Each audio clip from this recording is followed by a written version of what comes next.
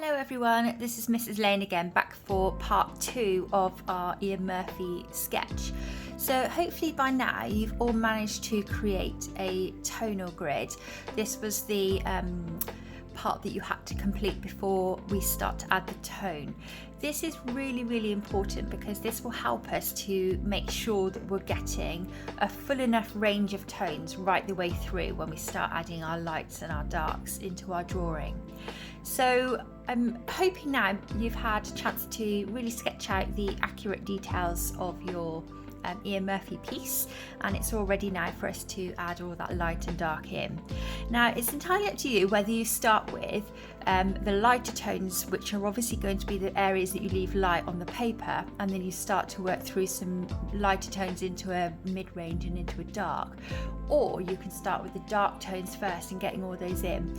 I personally prefer to add in all the dark bits first, so all these areas here, and then that will help me then with my middle tones, and then leaving it light for the very highlighted areas.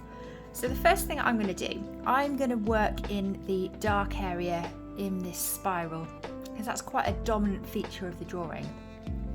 So what I'm going to do is start with my pencil, just building up some of those dark areas in between that spiral.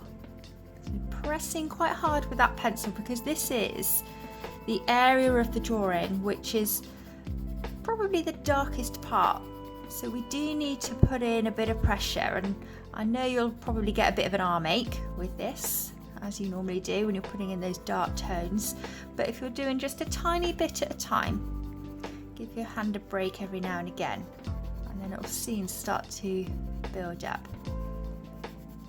Okay, so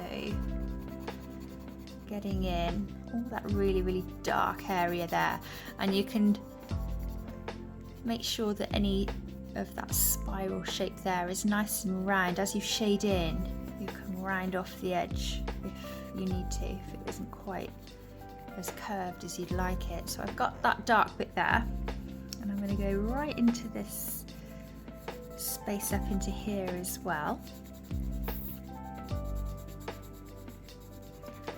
Building up that dark all the way in that area there,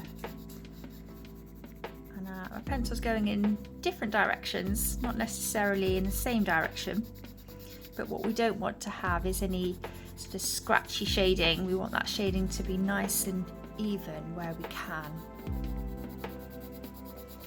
So getting right up into this kind of diamondy shape that we have here. If you're using a table to lean on, it might be worth putting something soft underneath your piece of paper, just so that it's not too scratchy with your blending. That sometimes helps. And then if we have a look in this diamond shape there, that's quite a dark area there, so I can start to get that bit in. And again on this side here,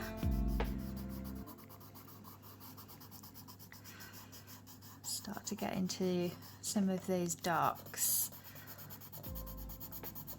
There's like a little triangular bit here that I can put in as well.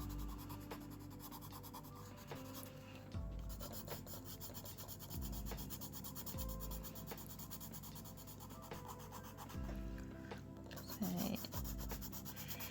try and keep your pencil really sharp as well when you're adding your tone. So if it starts to go a little bit blunt, and get it nice and sharp again. So I've got that dark bit in,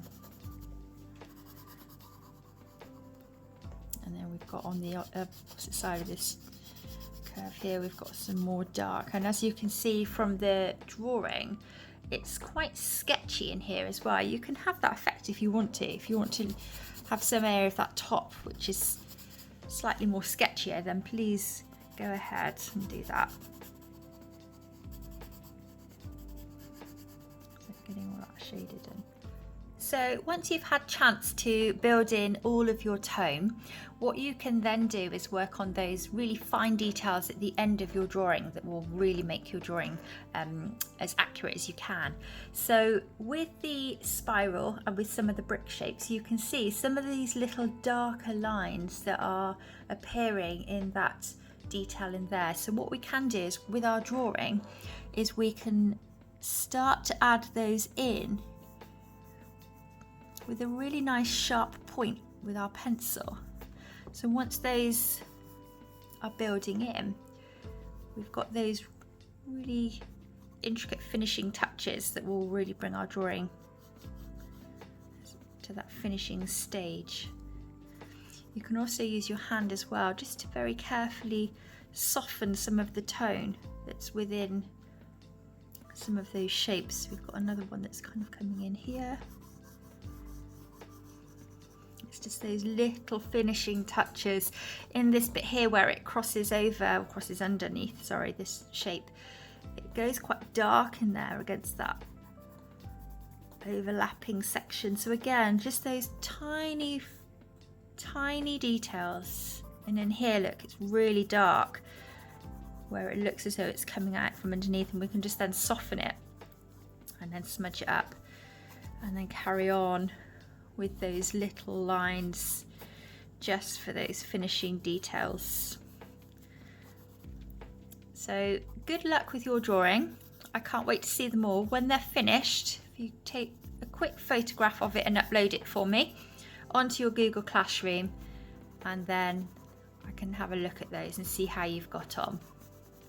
Well done.